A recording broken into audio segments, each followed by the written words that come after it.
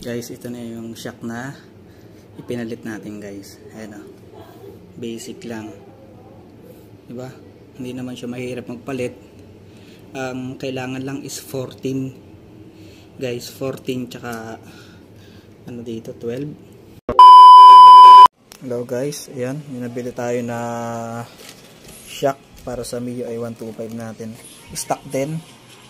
300mm. Ayan. Guys, ito kasing stock natin, guys. Kung mapansin nyo, ano to, putok na to. Pumutok na, wala na siyang, hindi ko alam yung langis. Ayun guys, palitan muna natin ng shock, guys. Hello, what is up guys? Kamusta ang lahat? Panibagong araw, places naman yung araw na to. Meron nga pala tayo nabiling bagong shock dito sa Shopee na nagkakalaga ng 490 pesos. At okay naman yung review niya. So ayan, tinatanggal na natin yung mga flarings natin na makakaabala or makakabangga sa pagkalas natin ng ating bagong shock. So nabili natin shock na 490 pesos at dito nga po siya binili sa shop na to. At yung link, so ilagay lang natin dyan sa comment section or dyan sa bio natin. So tinanggal ko na siya dyan.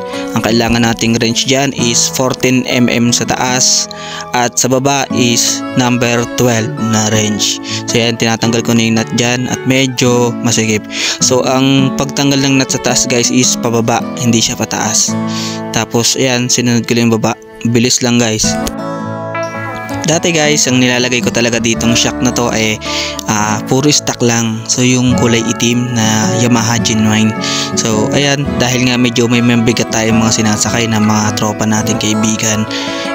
Ayan, kaya medyo nagbumili ako nito. Pero tingin ko kasi mas matibay ito kaysa stock natin. Yung stock kasi natin medyo mabilis pumutok. So subukan lang natin tong bago. Tsaka ang stock is nagkakahalaga ng 1,000 megit. Pero ito nasa 490 pesos lang. So free shipping na yun guys. Kaya ayan, mabilis naman natin siya naikabit. At medyo sa taas lang ako na nabagalan guys. So nakakabit na siya. So, yung paghihigpit lang ang naging struggle sa atin. Dahil itong nasa taas guys na yan, medyo talagang hindi ko siya maibaba yung fender. Kaya medyo nahirapan ako pagsikip ng ating nut dyan sa taas. Pero ayun, okay naman na.